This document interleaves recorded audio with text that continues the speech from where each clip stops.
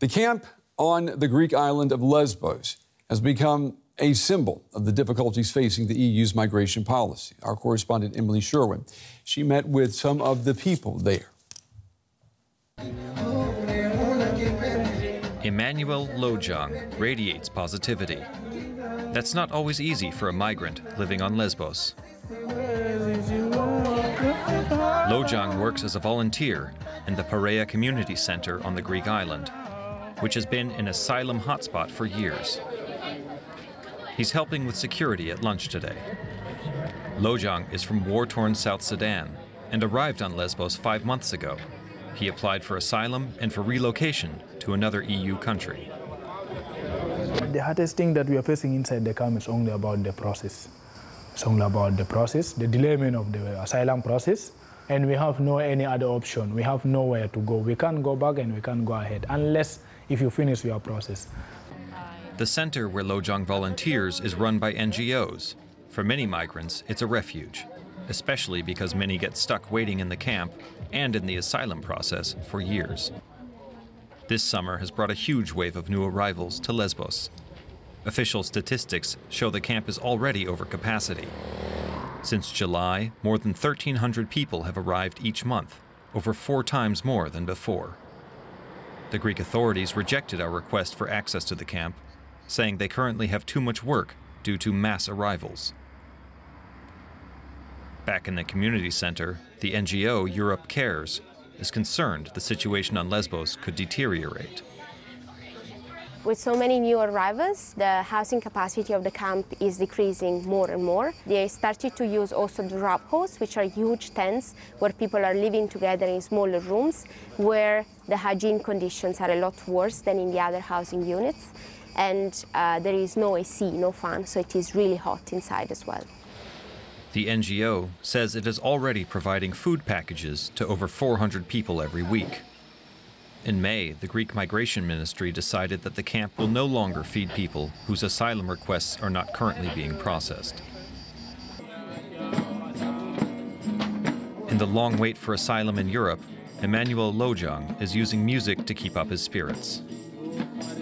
He wants the lyrics to his songs to give comfort and courage to his fellow migrants. No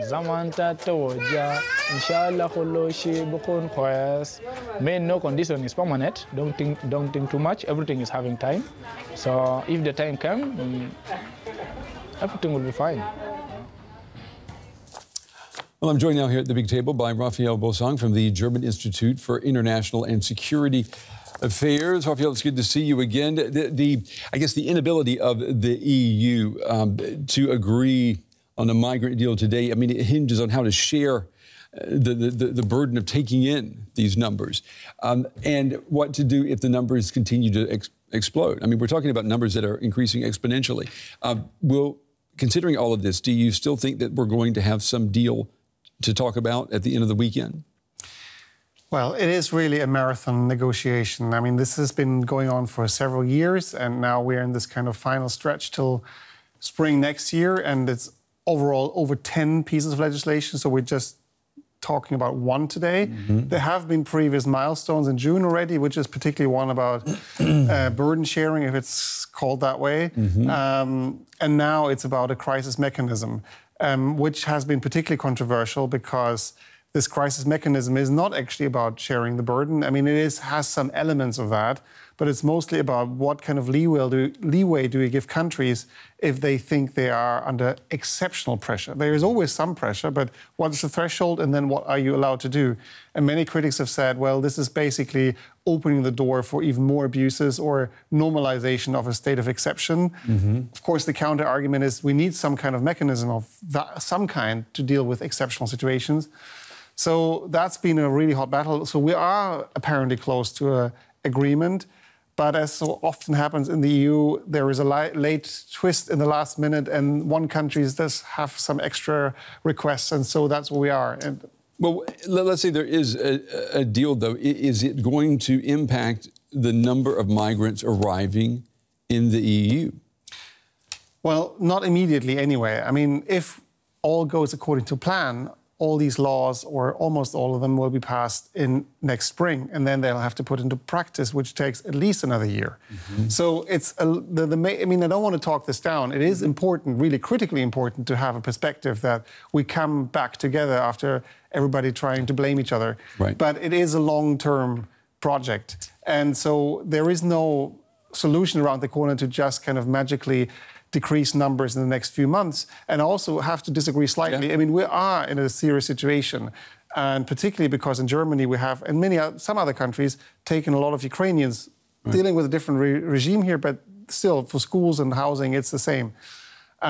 But the number of regular asylum seekers, yes, they're up, but it's not the same as in 2015 and 16. Well, I wanted to ask you, if we look at the EU's migration policy pre-2015 and compare it to what it is now, has it improved? If that was a reference before we had 1 million people coming into Germany. Well, as a matter of fact, the actual legal policy that we have is about 10 years old. It was agreed on 2013. And then came the big shock, and everybody realized, hang on, this is not really quite working as we thought it would. And so, well, in that sense, it's not better. But of course, you could say, well, we've had a long negotiation and learning process, and that what's on the table now may be better. I mean, there are tons of criticisms on the table still. Yeah. But if it goes according to plan, yes, it might work in the sense that we would have, for some migrants, quicker procedures. Perhaps we would also have more returns. We should have more incentives for states to actually follow the rules, because at the moment we have rules, but they're not really implemented. So, but this is a lot of big ifs. What do you say? What do you, like the devil's advocate who would look at this and say, well, you're just, you're making these baby steps forward, but actually you're just putting Band-Aids on the problem. You're not fixing it. Well, sure. Yeah. I mean, it's a huge compromise. It is a huge compromise. But at the same time, we also should be realistic, not just putting blame on Europe or, this or the other government. Look at the US. I mean, there isn't the solution out there. Right. You can only make it somewhat better, somewhat less chaotic, hopefully more humane. But migration will stay with us. And also, asylum is an important thing that we can't just delegate away to third countries. So, yes, it's politically under pressure at the moment, but we really also have to be clear on that. The notion of the right to asylum and the right to have border protection, that is something that's like top at number one here in Germany right now for a lot of people when you've got regional elections coming up. What's the potential of these elections torpedoing any possible progress?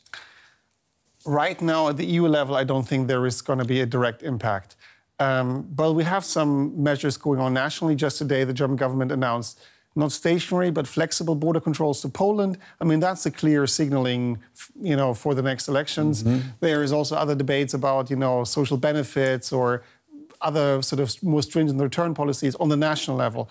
But on the EU level, well, I mean, actually, it made this deal possible because, in a sense, Germany had to drop its objections because, something seemed to be necessary to be doing, So I wouldn't overrate that. I'm more worried about Italy staying the course because that is a bit more volatile. Yeah, well, we will see because the new Prime Minister is certainly willing to speak her mind, that is for sure. Raphael Bossang, as always, Raphael, good to see you. Thanks for coming in.